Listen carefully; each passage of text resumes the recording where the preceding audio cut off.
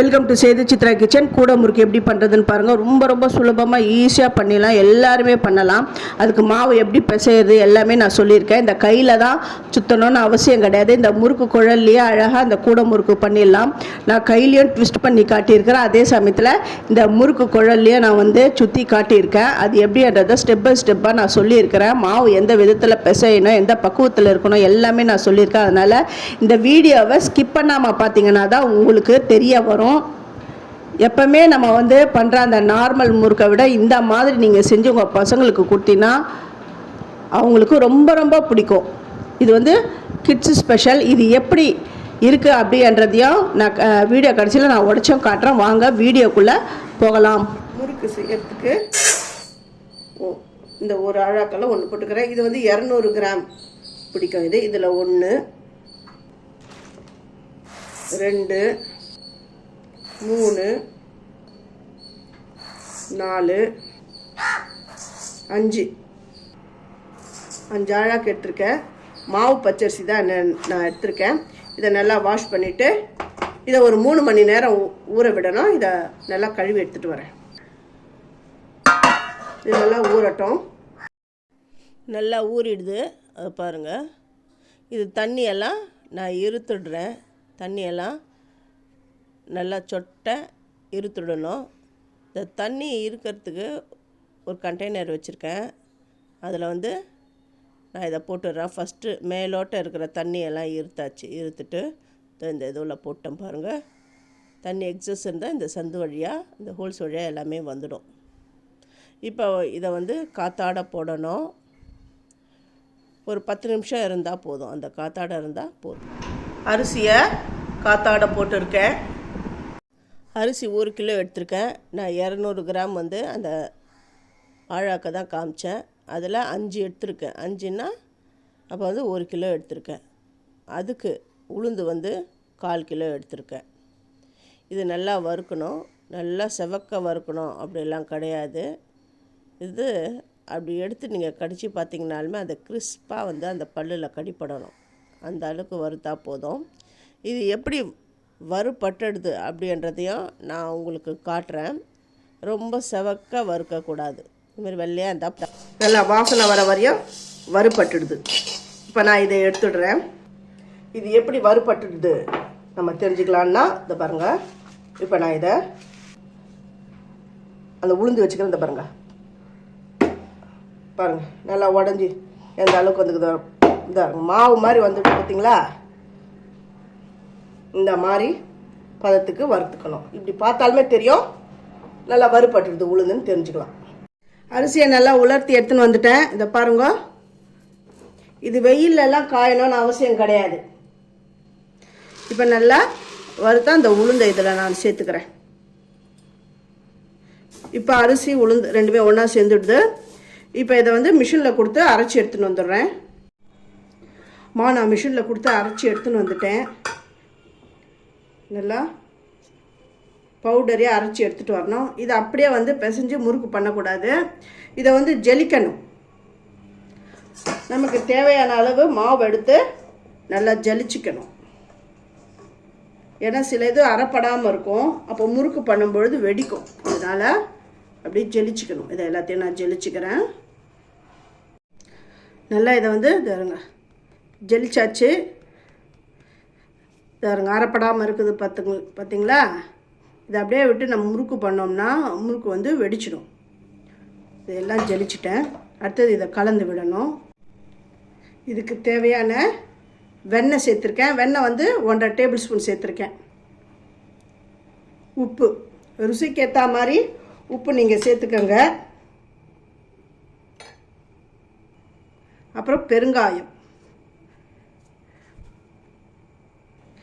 இதில் ஓமம் எள்ளு எது வேணாலும் உங்களுக்கு என்ன இஷ்டமோ அதை கூட சேர்த்துக்கலாம். இது எல்லாமே ஒன்று சேர்ந்து வர அளவுக்கு நல்லா ஃபஸ்ட்டு நம்ம கலந்து விட்டுக்கணும். இந்த வெண்ணெய் எல்லாமே நல்லா இந்த மாவில் கோட்டாயிடணும். அந்த அளவுக்கு பிசையணும். அது எப்படி ஆச்சுன்னு பாருங்க. இப்படி பண்ணால் குழக்கட்டை மாதிரி பிடிக்குதா? அப்படி உடச்சா உடஞ்சிடுது பாருங்கள். இப்போ இந்த மாவு ஃபுல்லாக அந்த வெண்ணெய் ஸ்ப்ரெட் ஆகிடுது. இப்போ தண்ணி விட்டு கொஞ்சம் கொஞ்சமாக அப்படி பிசையணும். தண்ணியை மொத்தமாக விடக்கூடாது, கொஞ்சம் கொஞ்சமாக விட்டு இந்த முறுக்கு மாவை பிசைஞ்சிக்கணும், இந்த சப்பாத்தி மாவு மாதிரி. ஆனால் அதுக்குன்னு ரொம்ப கெட்டியாலாம் பிசைஞ்சிடக்கூடாது. அது எந்த கன்சிஸ்டன்சியில் இருக்குது அப்படின்றத நான் இதை பிசைஞ்சிட்டு நான் உங்களுக்கு சொல்கிறேன். மாவு இந்த மாதிரி பிசையணும். இதை பாருங்க, இப்படி எடுக்கும்போது கொஞ்சம் அப்படி இந்த மாதிரி தளர்த்தியாக இருக்கணும். இப்போ இந்த மாவை வந்து இந்த கையில் கொஞ்சம் அப்படி எண்ணெய் தடவிட்டு அப்படியே சுற்றி பாருங்கள். இந்த கை முறுக்கு வர அந்த பாருங்கள், அந்த சுத்திர பதம் வந்ததாலுமே மாவு வந்து பிசைஞ்சு இருக்கிறது கரெக்டுன்னு தெரிஞ்சுக்கலாம். இது எப்படி இப்போ சுற்றணும் அப்படின்றத நான் சொல்கிறேன். இந்த மாதிரி ஒரு சின்னதாக அதை பாருங்க, இந்த மாதிரி கிண்ணம் எடுத்துக்கோங்க. இதில் வந்து அப்படி எண்ணெயை அப்படியே சுற்றிக்கோங்க. இந்த கை முறுக்கு சுற்றுறது வந்து ரொம்ப கஷ்டம்லாம் கிடையாது, ரொம்ப ரொம்ப ஈஸி தான் இது. ஏன்னா ப்ராக்டிஸ் இருக்கணும், அவ்வளோதான். இந்த மாதிரி இதாருங்க,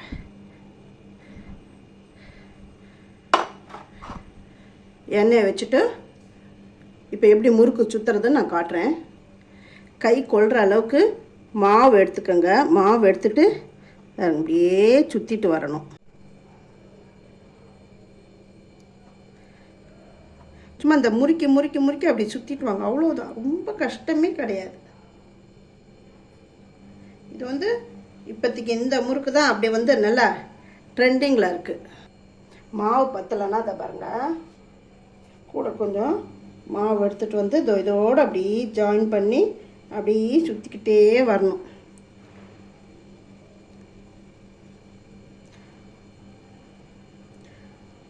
ரொம்ப ஈஸியாக இதை ட்விஸ்ட் பண்ணிடலாம்.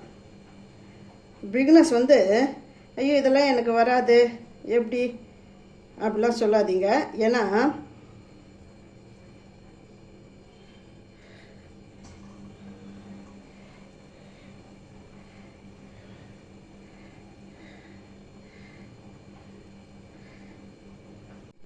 ஆரம்பம் தான் கஷ்டமாக இருக்கும்.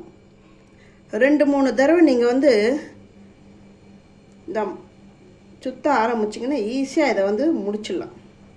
இப்படி ட்விஸ்ட் பண்ணிக்கிட்டே வரேன். மாவு பத்தலைன்னா பரவாயில்ல, நம்ம எடுத்துக்கலாம். இந்த மாவு பத்தாதுன்னு நினைக்கிறேன், இருங்க.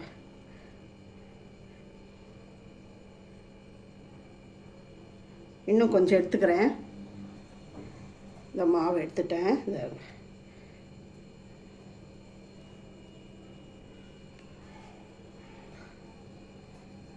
இது பண்ண பண்ண ப்ராக்டிஸ் வந்துடும்.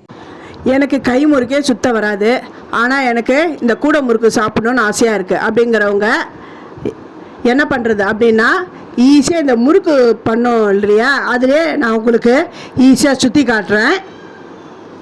கை முறுக்கு சுத்த வராதவங்க இந்த மாதிரி ஒரே ஒரு ஹோல்ஸ், இந்த ஸ்டார் மாதிரி இருந்தாலும் சரி, ரவுண்டாக இருந்தாலும் சரி, இதை நீங்கள் எடுத்துக்கோங்க. இந்த மாதிரி சாதாரணமாக ஈஸியாக நம்ம சுற்றிடலாம். இதில் எண்ணெயை அப்ளை பண்ணிக்கிறேன். இதில் எண்ணெயை அப்ளை பண்ணிட்டேன் கொள்கிற அளவுக்கு.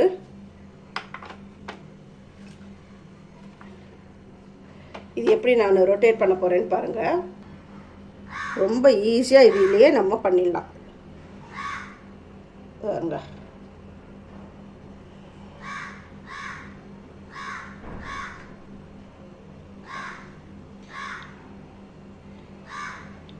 கையில் தான் சுற்றணும் என்ற அவசியமே கிடையாது, இதுலேயே பண்ணிடலாம். எவ்வளோ ஈஸியாக வருது பாருங்க, அவ்வளோதான்.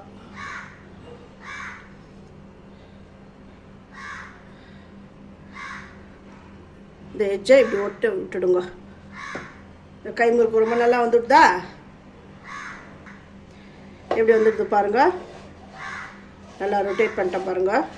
கையில் தான் சுற்றணும்னு அவசியம் கிடையாது. இந்த மாதிரி இந்த முறுக்கு வச்சுருந்தாலுமே அதுலேயே நம்ம சுற்றிடலாம். இதை எப்படி எடுக்கணும் அப்படின்னு சொல்கிறேன். இந்த முறுக்குகளை இந்த மாதிரி இந்த அடியில் கரண்டி அப்படி கொடுத்து இதை இப்படி எடுத்துக்கணும். எண்ணெய் காஞ்சிடுது. இப்போ இந்த சுற்றி வச்சுருந்த இந்த முறுக்குகளை இதில் இறக்கிடலாம். அது மேலே இப்படி எண்ணெயை போட்டு விட்டுடலாம். இந்த மாதிரி இந்த முறுக்கு நல்லா வெந்து வருது. இது வந்து தன்னால் வெந்து வந்து அந்த கிண்ணம் வந்து மேலே எழும்பி அப்படி வந்துடும். இப்போ இந்த முறுக்கை வந்து பொறுமையாக அப்படியே ப்ளேஸ் பண்ணணும். அப்படியே ப்ளேஸ் பண்ணும்பொழுது இந்த கிண்ணம் மேலே அப்படி வந்துடும், நல்லா வெந்து மேலே வந்துடும். பாருங்கள், அப்படியே கிண்ணம் பாருங்கள் அப்படியே எடுக்க வரதா. இப்போ இந்த கிண்ணத்தை எடுத்துட்டு எடுத்துட்டு இதில் முறுக்கு பண்ணிடலாம். இந்த முறுக்கு நல்லா வெந்துடுது. இதை பாருங்கள் எப்படி வந்துடுதுன்னு பாருங்கள். கூடை முறுக்கு இதுதான். இது நல்லா கிறிஸ்பாக ரொம்ப நல்லாயிருக்கும், குழந்தைங்களுக்குலாம் ரொம்ப பிடிக்கும். இப்போ அடுத்தது நான் போட போகிறேன். இப்போ நெக்ஸ்ட்டு முறுக்கு நான் இதில் சேர்க்குறேன். கடாய் வந்து ரொம்ப பெரிய கடாய் வச்சு செய்வாங்க. அப்போ வந்து அதில் வந்து 5-6 முறுக்கு இந்த மாதிரி கூட முறுக்கு போட்டு பண்ணுவாங்க. நான் சின்ன கடாயின்றதுனால ஒன்று ஒன்றா பொரிக்கிறேன். அதுவும் இல்லாமல் மாவு கம்மியாக இருக்கிறதுனால நான் வந்து கடை இதை பொரிச்சு எடுத்துடுறேன். எல்லா முறுக்குகளையும் நான் பொரித்து எடுத்துட்டேன். இது வந்து கிட்ஸ் ஃபேவரட் ஸ்நாக்ஸ். இது ரொம்ப ரொம்ப ஈஸியாக செய்யலாம். இந்த மாதிரி செய்கிறதெல்லாம் ரொம்ப கஷ்டம் அப்படின்னு நினச்சின்னு இருக்கீங்க, அந்த மாதிரிலாம் கிடையாது. ரொம்ப ரொம்ப ஈஸியாக செய்யலாம். ஃபஸ்ட்டு என்னுடைய வீடியோ பார்க்குறவங்க சப்ஸ்கிரைப் பண்ணலைன்னா சப்ஸ்கிரைப் பண்ணுங்கள். ஆல் என்ற ஆப்ஷனை தொடுங்க. அப்போ தான் நான் போடுற ஒரு வீடியோவுடைய நோட்டிஃபிகேஷனும் உங்களுக்கு காட்டும். தேங்க்யூ.